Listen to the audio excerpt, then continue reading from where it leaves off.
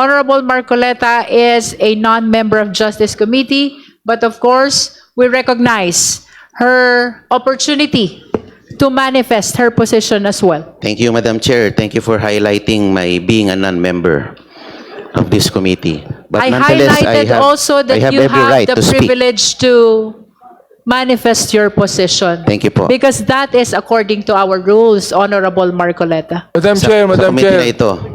Madam Chair. Is that a point of order?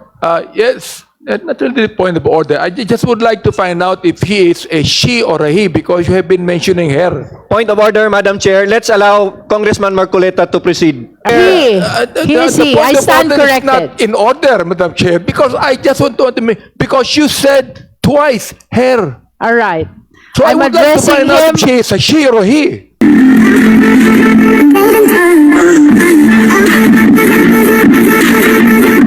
Continue to hear because I could see members still raising their hand.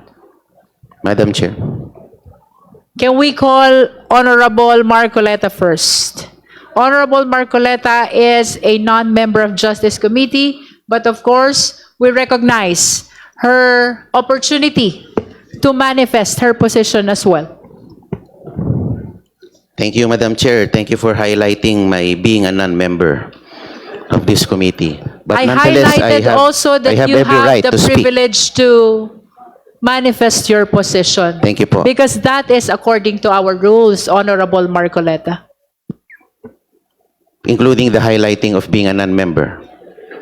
Kasama po yun. The rule that non-members cannot raise a motion and cannot vote, but Opo. they can manifest. And that is observed in all committees in the House of Madam Chair, I did not say Representatives. that I'm about to make a motion. Wala nung po akong sinabi. Anyway, ma'am, magandang hapon po sa Madam Chair, sa Madam committee Chair. na ito. Madam Chair. Is that a point of order? Yes, not really the point of order. I just would like to find out if he is a she or a he because you have been mentioning her. Point of order, Madam Chair. Let's allow Congressman Marcoleta to proceed. All right. Honorable Marcoleta is recognized. You may proceed.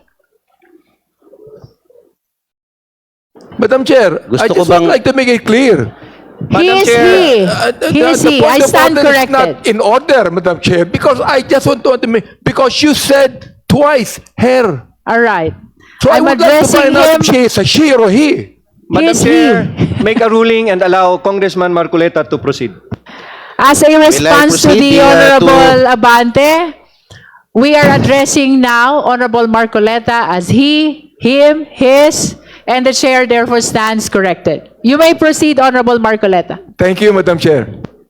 Thank you for that clarification, Bishop Benny Abante.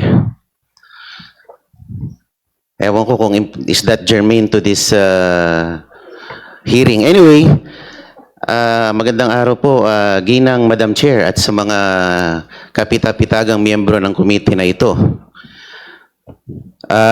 Marahil ay inaasahan nyo na ako po ay magbibigay ng manifestasyon para tutulan ang pagbubukas ng box na yan mula sa BIR. Ang katunayan po, ako po ay hindi tututol. You may go ahead and open it all you want. Sabi nga ni Madam Chair, hawak niya ang bit. Sino ba naman ako para pigilan ito? Sabi nga ng kanta, huwag mong bibitawan.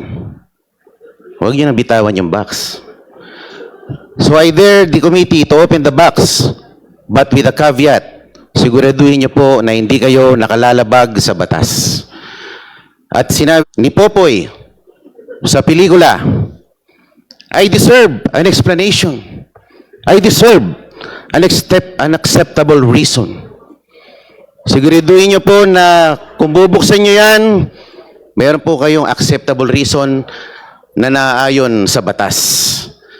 At ako po ay kaisa niyo rin sa komite na ito sa paghahanap ng katotohanan. Pero sa ating paghahanap at pagsasiliksik ng katotohanan, siguraduhin po natin na tayo po ay hindi nakalalabag sa ating mga batas. Maraming salamat po, Madam Chair. Again, that is a manifestation and therefore it does not deserve or require any answer. Let us proceed. If there are no other members who wish to, the Honorable Sendanya is recognized. Thank you very much, Madam Chair. Ang haba na po na kwentuhan natin kay Basha at saka kay Popoy, no? Nagkaroon na nga po ng sequel ang One More Chance, no? Second chance. Ayan, pero inuulit ko po.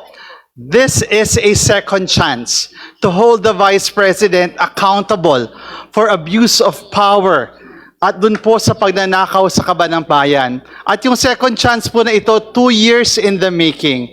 That's why we appeal to the wisdom of this committee to ensure that we hold her accountable. Sabi nga po ng mga kaibigan ko, eyes on the ball.